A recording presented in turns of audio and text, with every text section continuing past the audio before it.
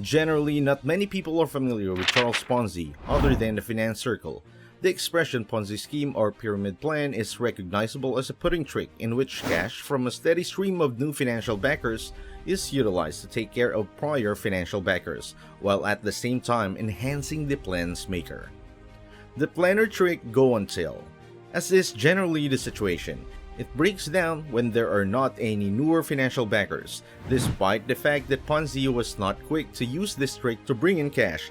He is the most popular and accordingly the one for whom it is named. Charles Ponzi was conceived Carlo Pietro Giovanni Guglielmo Tebaldo Ponzi on March 1882 in the town of Lugo in northern Italy.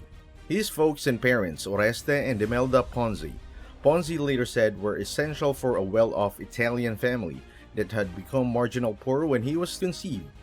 Even though before his birth they were a wealthy Italian family, Ponzi is said to have communicated with criminal inclination almost immediately, taking from his folks and even ward ministers. He became a thief at quite a young age, stealing from priests and his own parents. He went and attended Sapienza College in Rome, where by his own record he was under a model understudy and was quite less of a model student and pupil there. Thus, following 4 years, Ponzi had to leave with no cash and no degree. During his college years, he had heard accounts of different Italians who headed to America to find notoriety and fortune, and concluded that this was the main course left open for him. He became interested in the stories of Italians seeking popularity and wealth in America. Ponzi showed up in Boston in November 1903, on board the SS Vancouver, setting foot in America. In his self-portrayal and biography, The Rise of Mr. Ponzi, he guaranteed that he left Italy with $200 yet showed up in America with undeniably less amount. The $200 had swindled down to $2.50 on the matter, in which over and a card sharp had taken me for its greater part and the tips and bore its remainder. Composed Ponzi explaining the expenditures. Throughout the following couple of years, Ponzi figured out how to learn English and perform unspecialized, temporary and odd jobs. In 1920, the basis of the scheme was formed. Ponzi coordinated an organization called Protections Trade Co., in which he sold stock, publicizing half interest around 50% following 90 days. The assets got from financial backers should be utilized to purchase IRCs, to reclaim in the usual things being equal.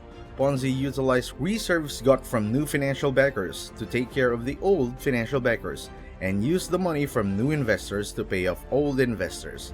Via making sense of why he did this, Ponzi faulted the All-Inclusive Postal Association for suspending the offer of IRCs once it found about his coupon recovery plot. In the wake of endeavoring to get around the suspension, take from one to give to another, conspire. For some time it worked. He rounded up $15 million. In the initial 8 months of 1920, he pushed the plan along by telling financial backers he had made an intricate organization of specialists purchasing IRCs for him abroad, that he could recover in the US for a clean benefit. There was no intricate organization of coupon purchasers. He was utilizing new ventures to take care of old financial backers. In July 1920, the Boston Post ran a complimenting first-page highlight on Ponzi's fixing his total assets and net worth of $8.5 million. Under 7 days after the fact, the U.S. Mail Center Post Office Division declared new transformation rates for worldwide postal reply coupons. However, authorities said the rate change. Examinations and investigations of Ponzi resulted, however, gained little headway until the Boston Post sent off its own examination in the investigation, which created terrible press, making Ponzi decline to acknowledge new ventures. This caused a show to current financial backers, and Ponzi supposedly paid out more than $1 million. He was ultimately sentenced on the government charges of mail misrepresentation and served 3.5 years in jail. Upon parole, he was sentenced for state charges. Hop bail was gotten and went to jail once more, getting out in 1934. Around then, he was ousted to his local Italy, having never turned into U.S. resident. His set of experience in Italy and Brazil isn't legitimate.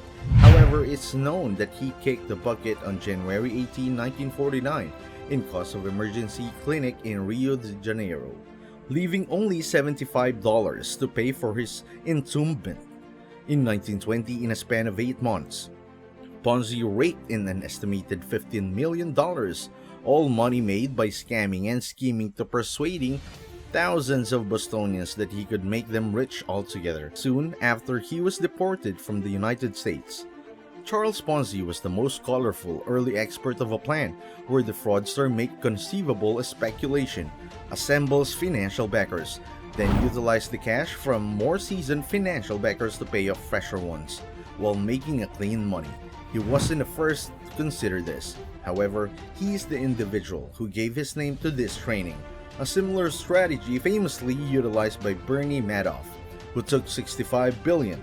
Ponzi is considered liable for taking an expected $15 million, which is worth $220 million as of today.